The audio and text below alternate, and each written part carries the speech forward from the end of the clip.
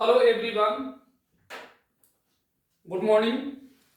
I am Anirudh Tiwari, the Director and Chief Mentor of Dronacharya Civil Services Academy. Welcome to our YouTube channel where we provide resources and guidance to those who want to become civil servants. We discussed today overall strategy for optional subject. Next video we will discuss one by one strategy for optional subjects. आगे हम एक एक करके optional subjects को लेकर discuss करेंगे। वैकल्पिक विषय है तो क्या समग्र रणनीति होनी चाहिए, overall strategy for optional subject. इसके लिए देखिए कई तरह के प्रश्न बनते हैं। सिविल सेवा परीक्षा में वैकल्पिक विषय के चयन का आधार क्या होना चाहिए? What should be the basis of selection of optional subject in civil services examination? अगर आप सिविल सेवा मुख्य परीक्षा का सिलेबस देखेंगे तो उसमें 40 से अधिक ऑप्शनल सब्जेक्ट की लिस्ट दी गई है। सिविल सर्विसेज एग्जाम में शामिल होने वाले हर कैंडिडेट को लिस्ट में दिए गए विषयों में से किसी एक ऑप्शनल का चयन करना होता है। जो कैंडिडेट प्रिलिमिनरी एग्जाम पास करके मेन एग्जाम में शामिल होते हैं उन्हें जनरल स्टडीज एवं ऐसे के साथ साथ वैकल्पिक विषय मींस ऑप्शनल सब्जेक्ट की एग्जाम भी देनी होती है। मेन एग्जाम टोटल 1750 मार्क्स की होती है। अगर अलग अलग सब्जेक्ट्स के लिए निर्धारित मार्क्स की बात करें तो जनरल स्टडीज के लिए 1000 मार्क्स एंड वैकल्पिक सब्जेक्ट्स एंड ऐसे के लिए क्रमशः 500 एंड 250 मार्क्स निर्धारित है। अगर सिविल सर्विसेज एग्जाम के लिए चयनित उम्मीदवारों की रैंक और सेवा वितरण को समझने का प्रयास करें तो विगत कई वर्षों के अध्ययन से एक सामान्य बात निकलकर सामने आती है, वो ये कि अंतिम रूप से चयनित होने में 1 मार्क का बहुत महत्व है, बल्कि अंतिम स्थान पर चयनित उम्मीदवार और उससे कम अंक वाले फेल उम्मीदवार के बीच का गैप बमुश्किल 10 मार्क्स का होता है।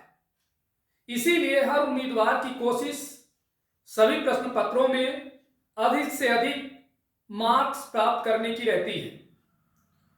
अंकों की दृष्टि से देखें तो सिविल सर्विसेज एग्जाम पास करने में सबसे महत्वपूर्ण भूमिका जनरल स्टडीज की है। जनरल स्टडीज में 250 मार्क्स के 4 पेपर्स होते हैं। इस तरह से इसकी कुल भूमिका 1000 मार्क्स की है, यानी मुख्य परीक्षा में लगभग 57% अंकों का फैसला जनरल स्टडीज के पेपर में किए गए प्रदर्शन से तय होता है। इसके बाद वैकल्पिक विषयों का स्थान आता है।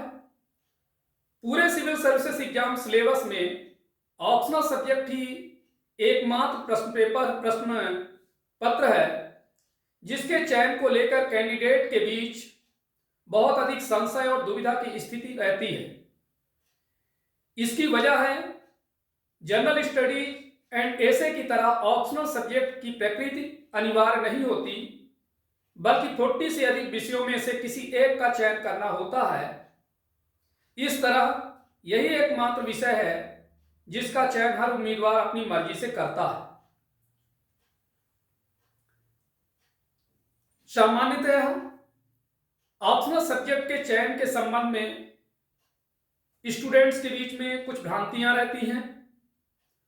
Popular misconceptions regarding selection of optional subject.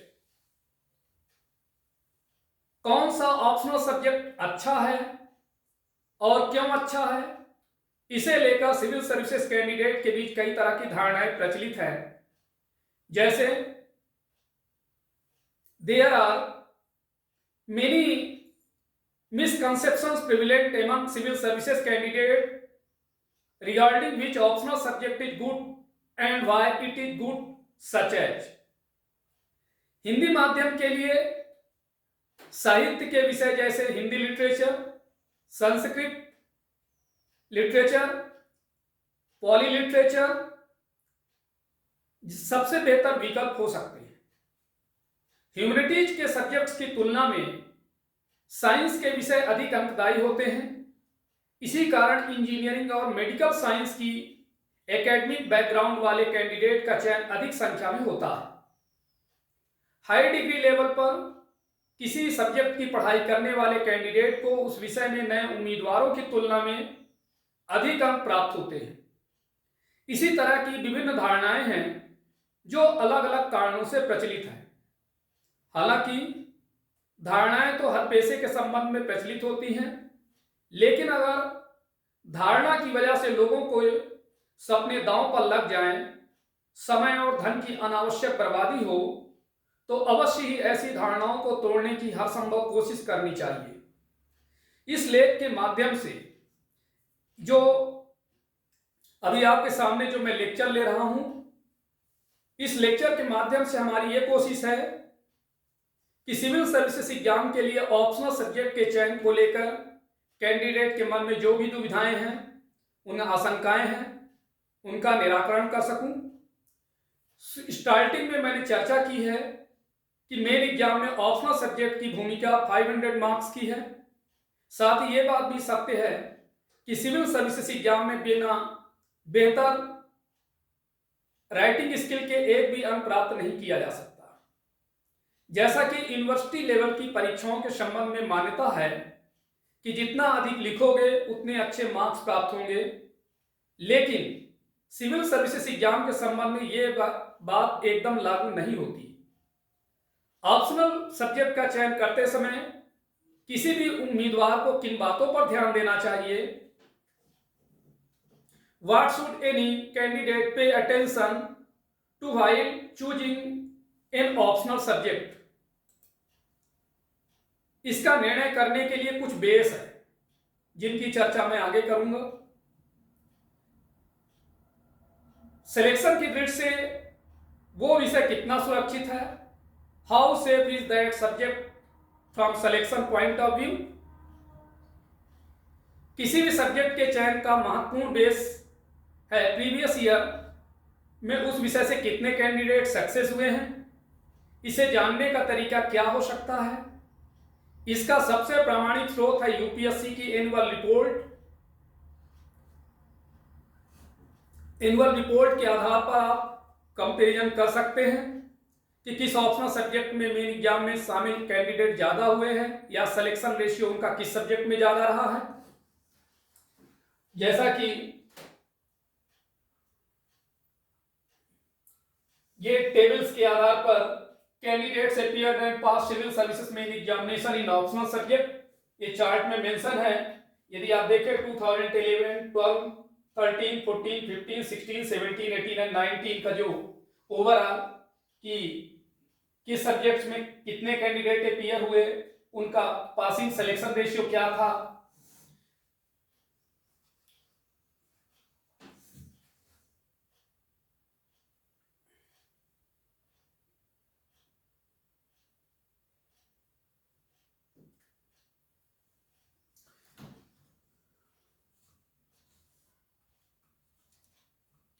Chart के माध्यम से आपकी सारी भ्रांतियां दूर होंगी।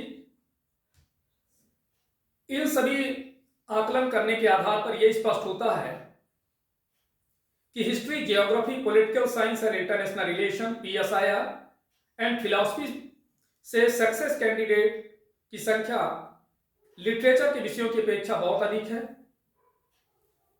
साथ ही अगर हिंदी मीडियम के कैंडिडेट द्वारा चुने जाने वाले साहित्य के विषयों की बात करें तो हिंदी लिटरेचर और संस्कृत लिटरेचर से सफल उम्मीदवारों की संख्या से आप अनुमान लगा सकते हैं कि इस कॉन्सेप्ट में कितनी सच्चाई है कि लिटरेचर के विषय के साथ सफल होने की संभावना सबसे अधिक होती है। अगर इसी फैक्ट्स की तुलना हम इंग्लिश मीडियम के संदर्भ में करें तो पिक्चर और भी साफ हो जाती है। इंग्लिश लिटरेचर से एग्जाम में शामिल और पास होने वाले कैंडिडेट की संख्या पर ध्यान दिया जाए तो एक चीज समझ में आती है कि इंग्लिश मीडियम के कैंडिडेट के बीच कोई मिथ्या धारणा प्रचलित नहीं है, क्योंकि हिंदी लिटरेचर और इंग्लिश लिटरेचर के साथ कैंडिडेट परीक्षा में बैठने वाले उम्मीदवारों की तुलना करें तो दोनों में बहुत गैप है।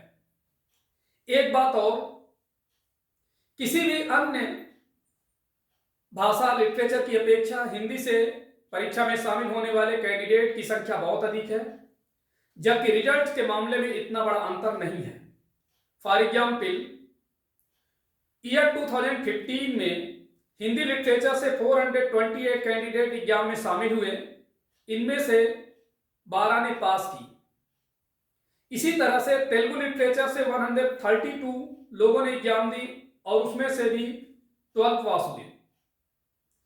अतः यूपीएससी की रिपोर्ट के आधार पर देखा जाए तो इस बात में कोई सच्चाई नहीं है कि हिंदी माध्यम के लिए साहित्य के विषय बेहतर है। संपूर्ण तैयारी में उस विषय की कितनी भूमिका है, how much role does that subject play in the overall preparation. देखा जाए तो मेन एग्जाम में ऑप्शनल सब्जेक्ट की भूमिका 500 मार्क्स की होती है, किंतु बात यही खत्म नहीं होती। कई विषय ऐसे भी हैं जो न सिर्फ ऑप्शनल सब्जेक्ट के रूप में इंपॉर्टेंट और अंकदायी हैं, बल्कि सामान्य अध्ययन और निबंध के प्रश्न पत्रों की तैयारी में भी बड़ी भूमिका निभाते हैं। For example, history, geography, political science, philosophy and sociology, इनमें भी फर्स्ट जो 3 विषय हैं, फर्स्ट 3 विषय means history, geography and political science, न सिर्फ मेन एग्जाम में बल्कि प्रिलिमिनरी एग्जाम में भी समान रूप से उपयोगी हैं। आप किसी भी वर्ष के प्रिलिमिनरी एग्जाम के क्वेश्चन पेपर को देखें तो history, geography and polity part से लगभग 70% क्वेश्चंस पूछे जाते हैं। यानी प्रिलिमिनरी एग्जाम में इनमें से प्रत्येक विषय से लगभग 20 to 25% प्रश्न पूछे जाते हैं। इस तरह ऐसे कैंडिडेट जो ऑप्शनल सब्जेक्ट के रूप में हिस्ट्री, जियोग्राफी, पॉलिटिकल साइंस या पब्लिक एडमिनिस्ट्रेशन में से किसी का चयन किया है तो उन्हें 3 स्तरों पर सीधे तौर पर फायदा होता है। फर्स्ट है प्रिलिमिनरी एग्जाम। प्रिलिमिनरी एग्जाम में लगभग 20 to 25%, मेन एग्जाम में ऑप्शनल सब्जेक्ट से इतर हिस्ट्री में देखा जाए तो हिस्ट्री से related general studies paper 1, geography general studies paper 1 and 3, political science general studies paper 2 and also public administration से भी and essay papers. Optional subject के रूप में सिविल सर्विसेज एग्जाम में ऑप्शनल सब्जेक्ट की भूमिका को ठीक से समझने के लिए मुझे थोड़ा पीछे जाकर बात करनी होगी। ईयर 2011 से पूर्व जब प्रिलिमिनरी एग्जाम में सीसैट पेपर की जगह एक ऑप्शनल सब्जेक्ट होता था और मेन एग्जाम में 2 ऑप्शनल सब्जेक्ट होते थे, उस समय तक हिंदी मीडियम का रिजल्ट हमेशा अच्छा रहता था। इसका कारण था कि मैक्सिमम कैंडिडेट मेन एग्जाम के 2 ऑप्शनल सब्जेक्ट में से एक को प्रिलिमिनरी एग्जाम में भी रखते थे और उस समय जो कैंडिडेट ऑप्शनल सब्जेक्ट के रूप में history, geography and political science का चयन करते थे उनके लिए भी विषय प्रिलिमिनरी एग्जाम में न सिर्फ ऑप्शनल सब्जेक्ट वाले क्वेश्चन पेपर में बल्कि जनरल स्टडीज में भी महत्वपूर्ण भूमिका निभाते थे। साथ ही मेन एग्जाम में भी ऑप्शनल सब्जेक्ट के साथ साथ जनरल स्टडी के पेपर में भी अच्छा प्रदर्शन होने की संभावना होती थी, क्योंकि मेन एग्जाम में भी दोनों ऑप्शनल सब्जेक्ट के रूप में अधिकांश candidate history, geography and political science का ही चयन करते थे। इसका प्रमाण यह है कि यदि आप ईयर 2011 से पहले मेन एग्जाम में ऑप्शनल सब्जेक्ट के साथ सफल कैंडिडेट की संख्या को देखें तो 70% से अधिक उम्मीदवार इन्हीं 3 वैकल्पिक विषयों के साथ परीक्षा में शामिल होते थे। यही कारण है कि ईयर 2011 तक लिटरेचर के विषयों के साथ परीक्षा देने वाले उम्मीदवारों की संख्या बहुत कम होती थी। इसकी एकमात्र वजह यह थी कि लिटरेचर के विषय प्रारंभिक परीक्षा में शामिल नहीं थे, इसलिए candidate history, geography and political science में से किन्हीं दो का चयन इसीलिए करते थे क्योंकि यह प्रिलिमिनरी एंड मेन एग्जाम में जनरल स्टडी में भी समान रूप से उपयोगी थे। ऐसा नहीं है कि प्रिलिमिनरी एग्जाम में ऑप्शनल सब्जेक्ट की जगह सी सेट आ जाने से इन विषयों की भूमिका कम हो गई है। चूंकि सी सेट में civil services aptitude test paper qualifying nature का है, इसलिए मेरिट का निर्धारण जनरल स्टडीज के आधार पर ही होता है। जनरल स्टडीज में प्रिलिमिनरी और मेन एग्जाम दोनों इन तीन विषयों की महत्वपूर्ण भूमिका है। अगर आप एनालिसिस करें तो साफ तौर पर यह समझ में आता है कि ईयर 2011 के बाद भी इन्हीं तीन सब्जेक्ट के साथ सफल होने वाले उम्मीदवारों की संख्या सबसे अधिक है। इसलिए ऑप्शनल सब्जेक्ट का चयन करते समय ध्यान रखें कि वो सब्जेक्ट मेन एग्जाम के साथ साथ प्रिलिमिनरी एग्जाम में भी उपयोगी हो। बिना प्रिलिमिनरी एग्जाम पास किए आप मेन एग्जाम में शामिल नहीं हो सकते। क्या वो विषय आपकी रुचि का है? Is that topic of interest of to you? वैकल्पिक विषय का चयन करते समय इस बात को भी पर्याप्त महत्व दिया जाना आवश्यक है कि आप जिस विषय का चयन कर रहे हैं वो आपकी रुचि का है। अन्यथा यदि किसी की बातों में आकर आपने ऐसे सब्जेक्ट का चयन कर लिया जो आपके इंटरेस्ट के अनुरूप नहीं है, तो आपके लिए उस सब्जेक्ट में अच्छे मार्क्स लाना मुश्किल हो जाएगा। साथ ही इस निर्णय के प्रति भी आप व्यक्तिगत स्तर पर कभी भी पूरी तरह से आश्वस्त नहीं हो सकेंगे। फॉर एग्जाम्पल, प्रायः साइंस एंड इंजीनियरिंग की एकेडमिक बैकग्राउंड वाले या ऐसे कैंडिडेट जिनकी रुचि गलत साहित्य और कविताओं में नहीं है, ऐसे उम्मीदवार सिर्फ इस आधार पर लिटरेचर का विषय का चयन कर ले कि अमुक सेलेक्टेड कैंडिडेट ने लिटरेचर के विषय से एग्जाम पास की है, तो उसके लिए निर्णय निराशाजनक परिणाम वाला हो सकता है। क्योंकि लिटरेचर में सिर्फ कहानियां और उपन्यास नहीं होते, एक बड़ा खंड उस भाषा साहित्य के व्याकरण का भी होता है, और यह बिना साहित्यिक पृष्ठभूमि या रुचि वाले व्यक्ति के लिए उसी तरह है जैसे ह्यूमैनिटीज की एकेडमिक बैकग्राउंड वाले अधिकांश विद्यार्थियों के लिए मैथमेटिक्स, फिजिक्स एंड केमिस्ट्री। ध्यान रहे, आप जिस विषय का चयन करने जा रहे हैं उसका अंकदायी होना अपनी जगह है, लेकिन बिना रुचि वाले विषय का चयन करने से बचना चाहिए, क्योंकि प्रायः सिलेक्शन से पहले 1.5 से 2 साल तक आपको उस विषय की तैयारी करनी होती है।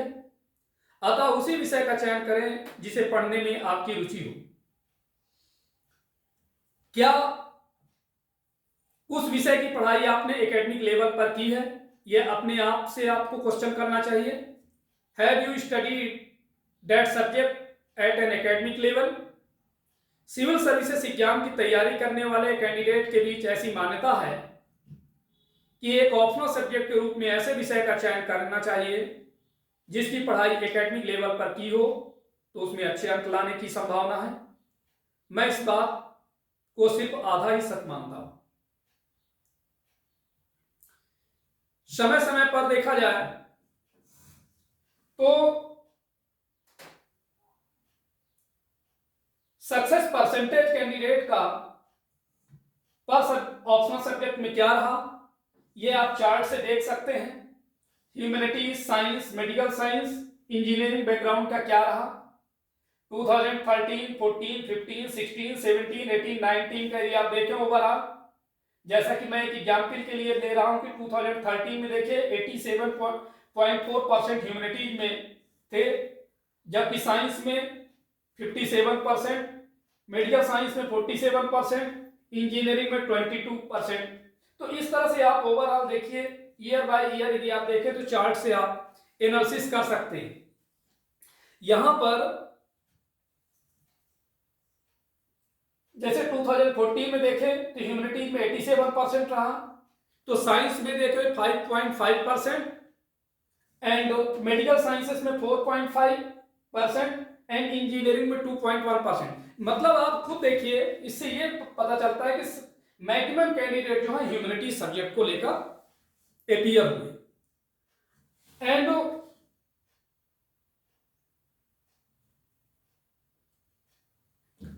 तो इससे ये स्पष्ट होता है कि प्रत्येक वर्ष 82% से अधिक कैंडिडेट ने ऑप्शनल सब्जेक्ट के रूप में ह्यूमैनिटीज के विषयों का चयन किया। इससे यह सामने आता है तथ्य कि मेन एग्जाम देने वाले मैक्सिमम कैंडिडेट ने अपनी एकेडमिक बैकग्राउंड वाले विषयों science, medical science and engineering को छोड़कर ह्यूमैनिटीज को चुना। और ये जो मैं आपको 2013 से लेकर 19 मीन 7 ईयर का जो मैं आपके सामने एक चार्ट पेश किया, इससे स्पष्ट होता है कि इन विषयों के साथ कैंडिडेट का सफलता प्रतिशत क्या रहा और उनकी भाषा क्या थी। प्रत्येक वर्ष मेन एग्जाम में शामिल होने वाले मैक्सिमम कैंडिडेट ने अपनी एकेडमिक बैकग्राउंड वाले विषयों को छोड़कर ऑप्शनल सब्जेक्ट के रूप में ह्यूमैनिटीज के विषय का चयन किया और इस तरह से ह्यूमैनिटीज के विषय सिविल सर्विसेज में अच्छे ऑप्शनल सब्जेक्ट साबित होते हैं। साथ ही जिन कैंडिडेट्स की एकेडमिक बैकग्राउंड ह्यूमैनिटीज की है वे अपनी रुचि के अनुसार ऐसे विषयों का चयन कर सकते हैं जो जनरल स्टडीज की तैयारी में भी मददगार हो, क्योंकि प्रिलिमिनरी एग्जाम बिना सामान्य अध्ययन की अच्छी तैयारी के पास नहीं की जा सकती। अतः यदि आपकी academic background science, medical science या इंजीनियरिंग की है, जो जरूरी नहीं कि आप अपनी एकेडमिक पृष्ठभूमि वाले विषय का चयन वैकल्पिक विषय के रूप में करें और इस आधार पर ह्यूमैनिटीज के विषय का चयन करना सफलता हासिल करने के लिए सबसे उपयुक्त होगा। क्या उस विषय में अच्छा मार्गदर्शन और अच्छी अध्ययन सामग्री उपलब्ध है, ये भी आपके मन में विचार आना चाहिए। किसी भी सब्जेक्ट का चयन करने के पूर्व आपके मन में एक प्रश्न होना चाहिए, क्या जो हम सब्जेक्ट चयन करने जा रहे हैं उसके लिए एक अच्छे मार्गदर्शक और अच्छी अध्ययन सामग्री उपलब्ध है। Are good guidance and good study materials available in this subject. यह बात हर उस कला कौशल के संदर्भ में लागू है जिसमें हम अपने आप को बेहतर करना चाहते हैं, क्योंकि अच्छा प्रदर्शन मिलने से राह आसान हो जाती है। सिविल सर्विसेज एग्जाम जैसी कॉम्पिटिटिव एग्जाम्स के लिए बात और भी अधिक प्रासंगिक हो जाती है।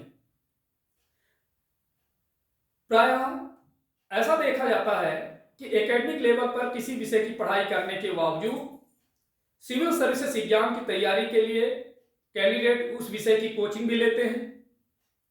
ऐसा क्यों होता है? हमने जैसा कि स्टार्टिंग में ही चर्चा की कि एकेडमिक लेवल पर प्रायः ऐसी मान्यता है कि आप जितना अधिक लिखेंगे उतने अच्छे अंक प्राप्त होने की संभावना रहती है, लेकिन सिविल सर्विसेज एग्जाम में ऐसी कोई भी मान्यता एकदम निराधार हो जाती है, क्योंकि इसके लिए आपको बहुत गहनता और विस्तार से पढ़ाई करनी होती है। साथ ही एग्जाम में पूछे जाने वाले हर क्वेश्चंस का उत्तर बहुत ही सटीकता और स्पष्टता से देना होता है, इसलिए अच्छे मार्गदर्शन की आवश्यकता होती है ताकि एग्जाम की डिमांड के अनुरूप बेहतर तैयारी कर सके। दूसरी बात पर आए तो वो भी समान रूप से महत्वपूर्ण है। यदि आप ऐसे ऑप्शनल सब्जेक्ट का चयन करते हैं जिसके लिए गुड स्टडी मटेरियल्स उपलब्ध नहीं है, तो कोई भी कैंडिडेट अच्छी तैयारी की उम्मीद नहीं कर सकता। आपको ध्यान रखने की आवश्यकता है कि आप के साथी प्रतियोगी अपनी बेहतर तैयारी के साथ ही परीक्षा में बैठते हैं। ऐसे में भी आप 100% अच्छी तैयारी के साथ परीक्षा में नहीं बैठेंगे तो बेस्ट रिजल्ट की उम्मीद कैसे कर सकेंगे? ऑप्शनल सब्जेक्ट के चयन से पहले और चयन करते समय किन किन बातों पर विचार करना आवश्यक है, अब तक हमने उन सभी पहलुओं की चर्चा की। मेरा मानना है कि सिविल सर्विसेज एग्जाम की तैयारी के लिए किसी भी कैंडिडेट को ऑप्शनल सब्जेक्ट का चयन करते समय इन सभी बातों पर विचार अवश्य करना चाहिए। पहला पॉइंट जिसका आपको ध्यान रखना चाहिए कि ऐसे वैकल्पिक विषय का चयन करें जिसमें सक्सेस होने की संभावना अधिक हो। दूसरी चीज, ऐसे वैकल्पिक विषय का चयन करें जो सामान्य अध्ययन, विशेष रूप से प्रिलिमिनरी एग्जाम में भी मददगार हो। तीसरी पॉइंट, ऐसे वैकल्पिक विषय का चयन करें जिसमें आपकी रुचि भी हो। नेक्स्ट पॉइंट, ऐसे विषय का चयन करें जो प्रायः ह्यूमैनिटीज के विषयों की सफलता दर काफी अधिक हो। साइंस, मेडिकल साइंस और इंजीनियरिंग की एकेडमिक बैकग्राउंड वाले कैंडिडेट इन सभी आधारों पर अपने लिए उपयुक्त सब्जेक्ट्स का चयन कर सकते हैं, जिसकी तैयारी करने के लिए एक अच्छा टीचर और स्टडी मटेरियल उपलब्ध हो। तो आप हमारे लेक्चर से समझ गए होंगे कि ऑप्शनल सब्जेक्ट चयन करने का आधार क्या होना चाहिए, या सबसे महत्वपूर्ण किसी भी प्रतियोगी परीक्षा में सफल होने के लिए आपकी अच्छी रणनीति। और इसीलिए देखिए, जिसकी एक अच्छी रणनीति होती है वो कैंडिडेट कम मेहनत में भी यूनिक अप्रोच के साथ सक्सेस हो जाता है। और यदि आपका गलत ऑप्शनल सब्जेक्ट का चयन हुआ तो आप सफल नहीं हो पाएंगे। तो अंततः आप सबको बहुत बहुत धन्यवाद। Thank you so much. Next lecture में ऑप्शनल सब्जेक्ट की चर्चा करेंगे।